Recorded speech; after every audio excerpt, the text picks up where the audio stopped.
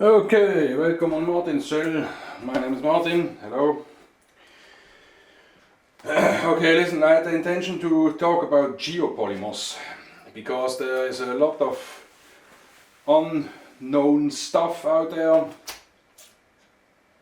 and well, I like to spread the word about geopolymers. So, geopolymer is a form of chemistry, and when you leave out the word geo, it is about polymers, and it is from Professor Joseph Davidovich. This is the book. Maybe the focus is automatic, maybe not, I don't get it. Well, okay, this is the book. He has www.geopolymer.org. He has a website. The book is expensive, it costs €100, but it is worth every penny. So, what it is about? Again, it is about polymers, and polymers that can be made from geologic appearances, like limestone. I don't get any feedback from Professor Davidovich that I do this, so, and it is not financial support from me in any way, to me in any way. Just, it's not about money, okay? And it is about the polymerization of aluminium silicates or metal oxides in comparison with some aluminium silicates. Okay, this is limestone. It had been powdered limestone. It had been limestone made over time by nature, of course. This is the powder. I got it from the vacuum cleaner of some stonemason nearby. It was at the moment. She has a lot of it. She made this with a drill, some Dremel, and she makes some graveyard stones and whatever. So I got to her and asked for this limestone because I wanted some powder. I don't have the machines to make powder, so I asked around for people that are willing to share with me what they have, for free of course. This here is a...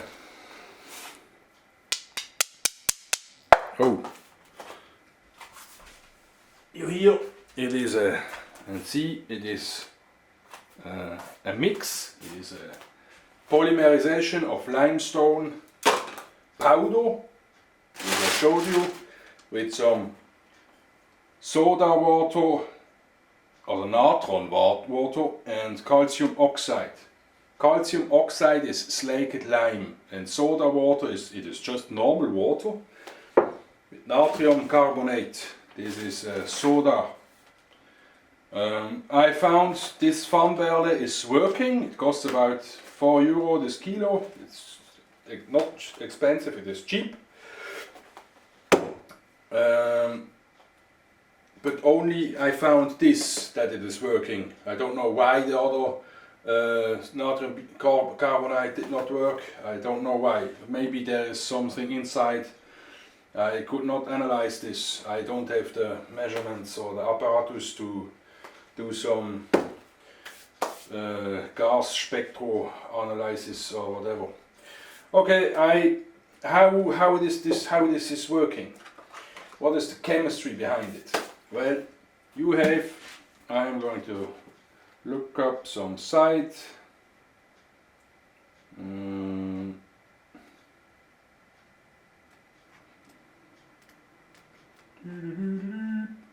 So this is, you see, some sialate and whatsoever. I hope the focus is working. When not, I am screwed. When not, well, maybe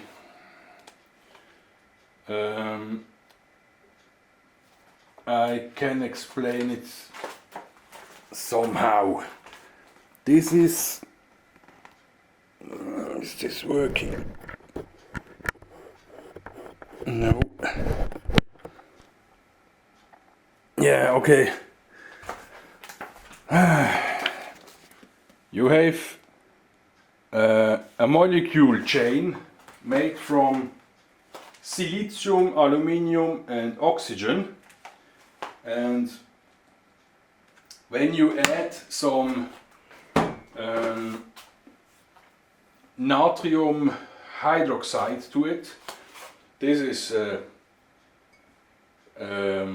not so strong natrium hydroxide solution with calcium oxide in it.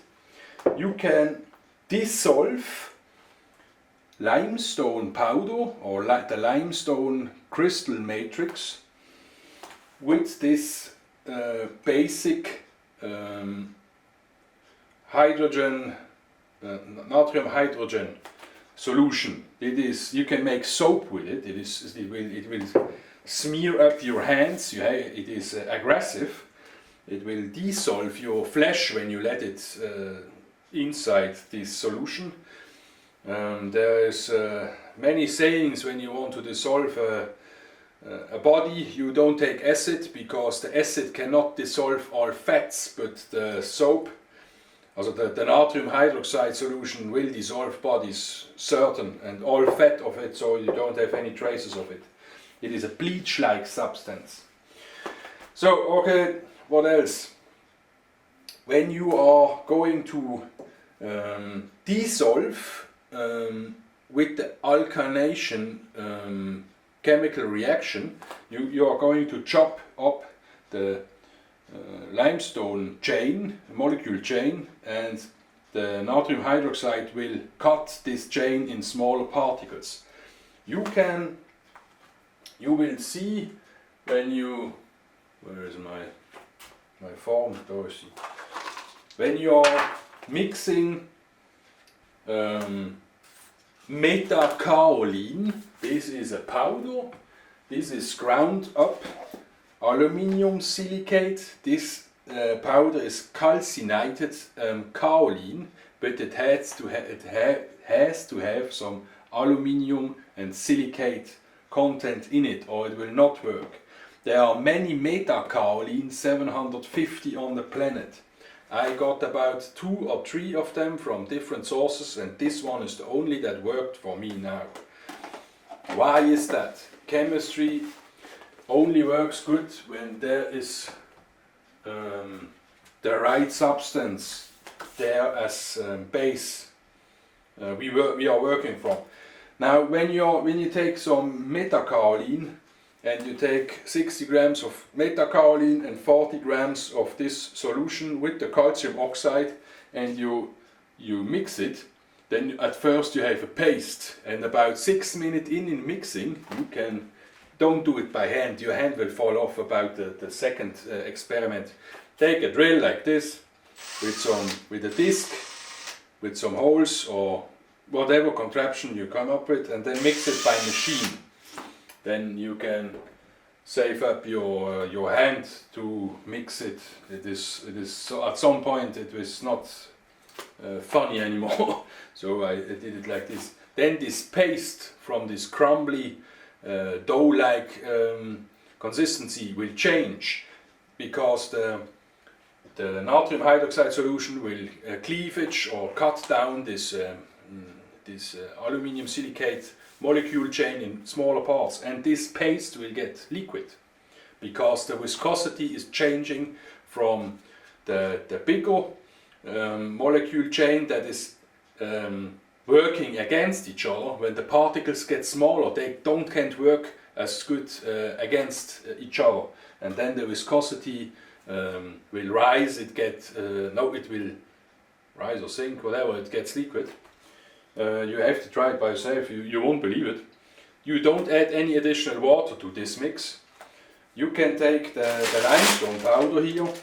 You mix it with the white powder. You need the calcium oxide in the solution that you are about to mix up. You take about 2 teaspoons of the calcium oxide with some additional liquid to the limestone, and then you start to mix, and at some point it will liquefy itself.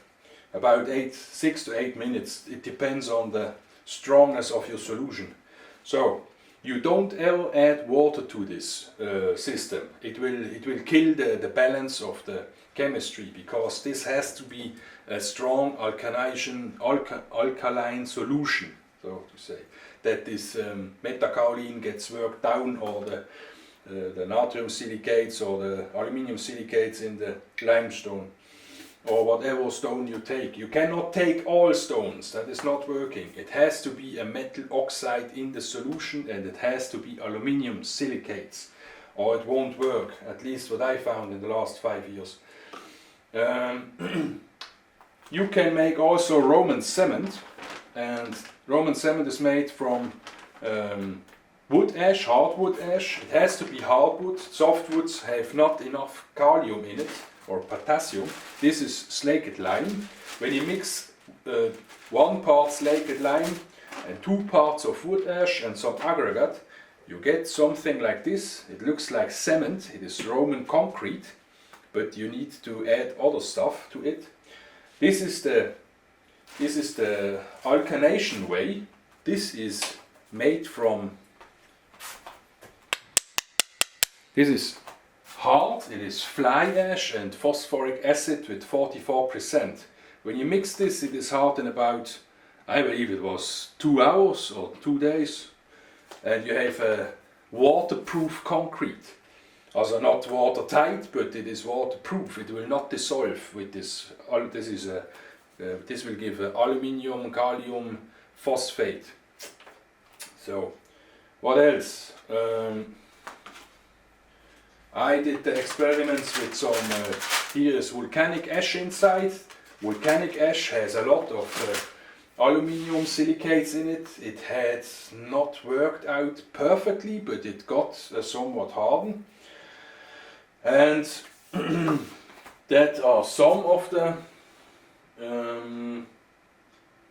geopolymers I made in the last few years. About I don't know, maybe 1000 experiments. I do this almost daily, so I'm curious as a cat. I need to know almost anything. This is aluminium silicate made with phosphoric acid. You hear it? This is hard like glass. I cannot break this, it is too hard, and when you can break it, it has sharp corners. You can cut your hand open when you don't watch out what you're doing. This is this is normal clay, aluminium bauxite clay, what the terracotta is made of. I mixed this with now? I didn't understand that. Oh yeah, hello Google. I mixed it with some... I didn't Ja, halt der Rand, Mann. Excuse me for a second.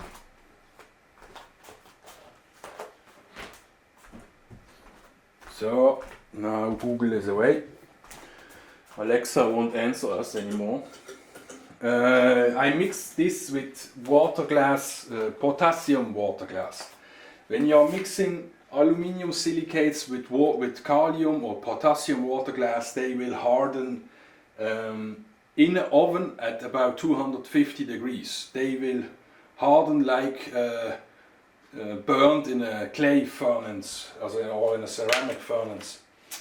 And you can make this clay constructions you have, your art or whatever, and put it beside a wood fire, and it will become hard. You don't need a furnace, because the potassium inside, the kalium, will reduce the forming temperature of the aluminium silicate matrix we have in ceramics.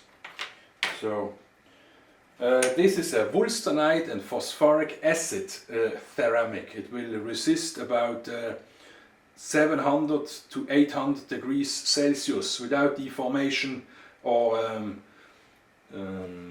glazing, so to speak. What else?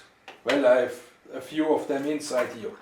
I will give you a recipe for it, or like I told you now, for the wolstenite. Wolstenite is a calcium oxide substance. It has calcium and more oxide in it as a normal calcium oxide.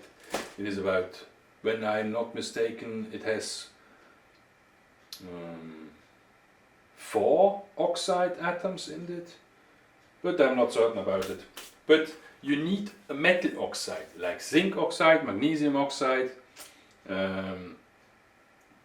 calcium oxide, aluminium oxide. I'm not certain about aluminium oxide, but that can work too.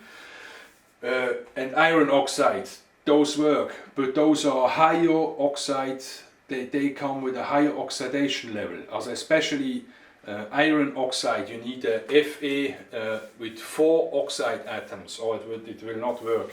Zinc oxide works, as far as I have read. I didn't test the zinc way, or the zinc route. I say this like a route you walk down, or a street. So the specialty about the phosphoric acid route, or way you can take the phosphoric acid geopolymers, will harden in from seconds to days. I had one made that is hardened in 30 seconds and hard like glass. But there's the problem how you work such a geopolymer in a big scale. It is really not that easy to set out a product you can work with. But to the other thing, to the alkanite way or street or process you do with some natrium hydroxide solution or some soda solution, this will take about, this geopolymer here was hard in about 4 to 5 days, but I assume highly this had to do with the very fine particle size this powder comes. It is about 20 microns fine, it is ultra fine. And I assume highly this had worked that good because the particle size is that small. Why? Because then the alkanation reaction is grinding down the aluminium silicate molecules, or the limestone molecules, very easy and very fast. In comparison, when you have big molecules, the alkanation takes really long time to get to the core of the big molecule structure. So this had a gel-like substance, a gel-like density in about 2 hours. I knew this was a good start when I see this. So, but this kind of cement, this geopolymer, it needs about 28 days until you see a result, if it is hardened or not. You cannot speed up this, it is not possible. Also, at least what I found, I have to reconstitute this. There are ways to speed this up with heat, but the problem is when you are heated this water, this natrium hydroxide solution too fast, also this paste, then it will get off bubbles, and then the geopolymer becomes porous, and it's really brittle and you can break it off. So let it rest at room temperature at 20 to 30 degrees, let it take its time, and you know after a month if it has worked good or not. Or when it is become gelatinous after 2 to 3 days, this mix, when you put your finger on it and it's like a gel or like a gelatine, then you know you have a shot on this kind of recipe. So this is half a liter, a little bit more of water, 60 grams of slaked lime and 80 grams of natron, I assume. When not, I will write a perfect recipe down in the description. You need this natron, you need calcium oxide, and you need some fine ground limestone. When you have mixed about 100 grams of this fine limestone paste with this soda and calcium oxide, you can add about 80% of ground, coarse ground limestone. You don't need the fine stuff. This is a ultimate fine stuff geopolymer. But it is limestone after all. It will crumble in when you hit it with a hammer. It will break. It is not a hardcore cement. It is not the aluminium phosphate cement like this one. This needs force to break up. This has to do with the hardness of the basic material you use, because limestone is not hard, it is a soft stone, but calcium silicate mixed with phosphate gives really hard geopolymers. I made some. I will not post the recipe of it, but you can listen.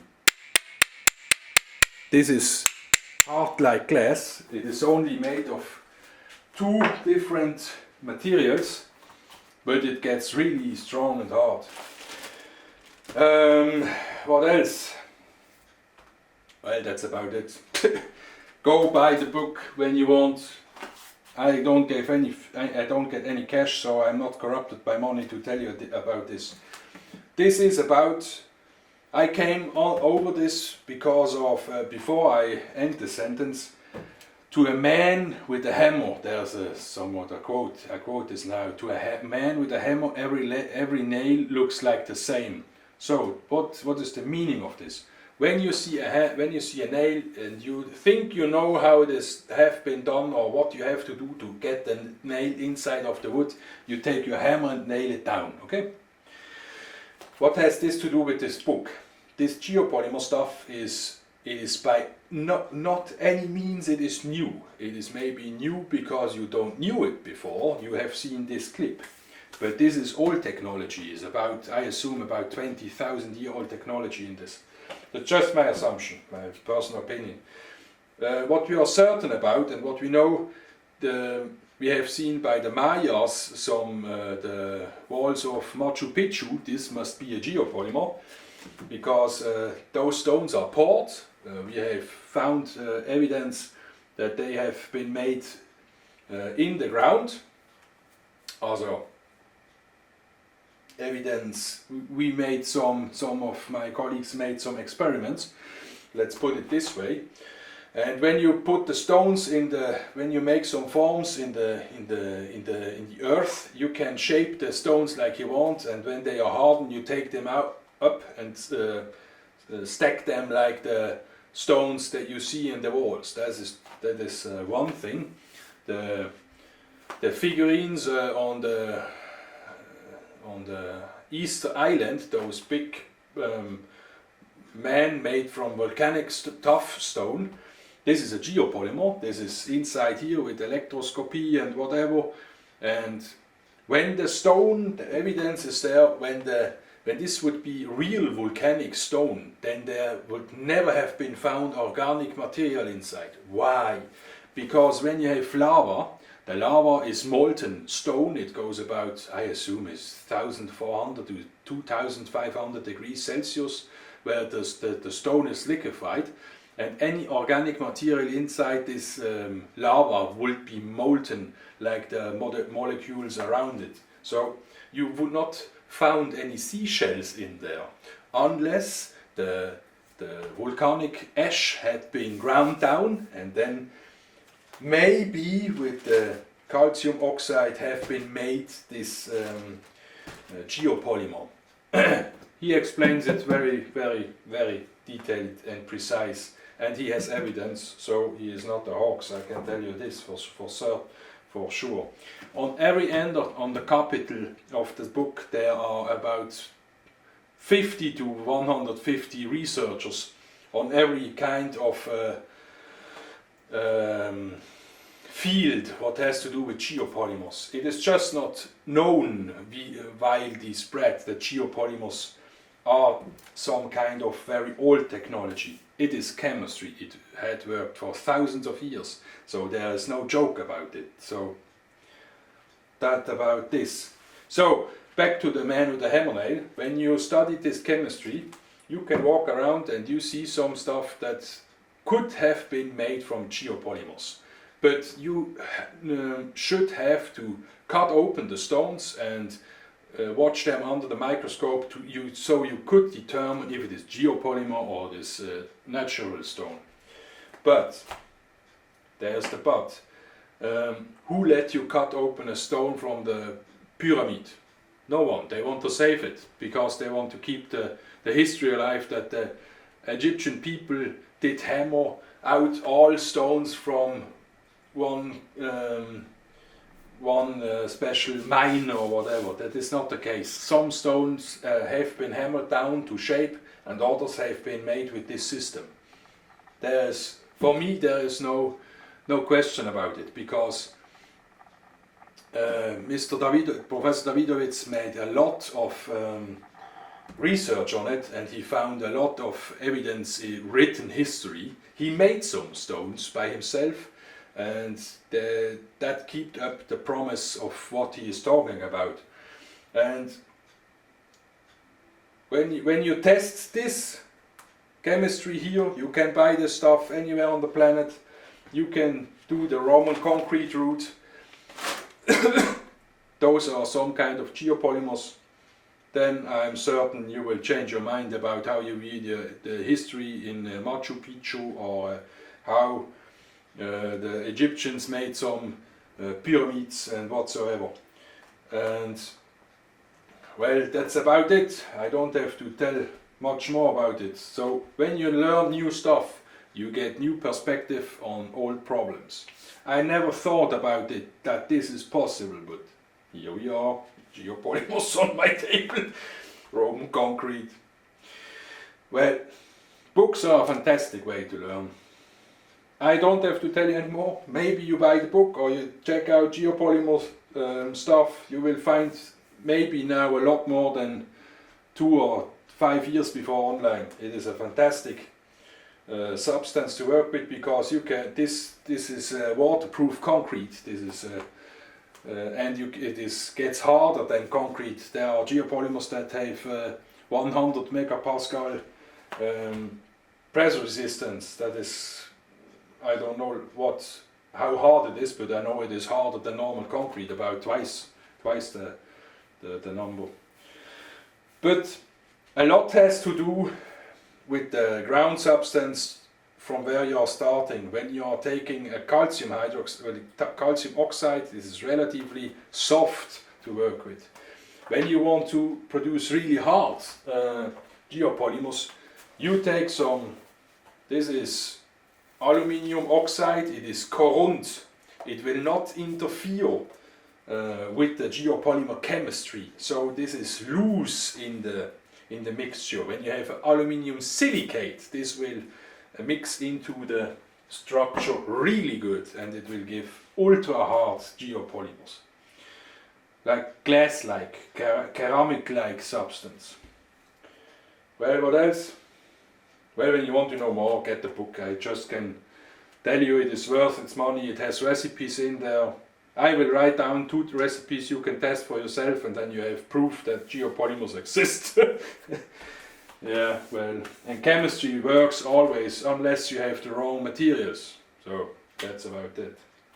But you will find for sure hardwood ash. You can make this by yourself, burn down some oaks, or you can get calcium oxide in a Hornbach, in a building shop.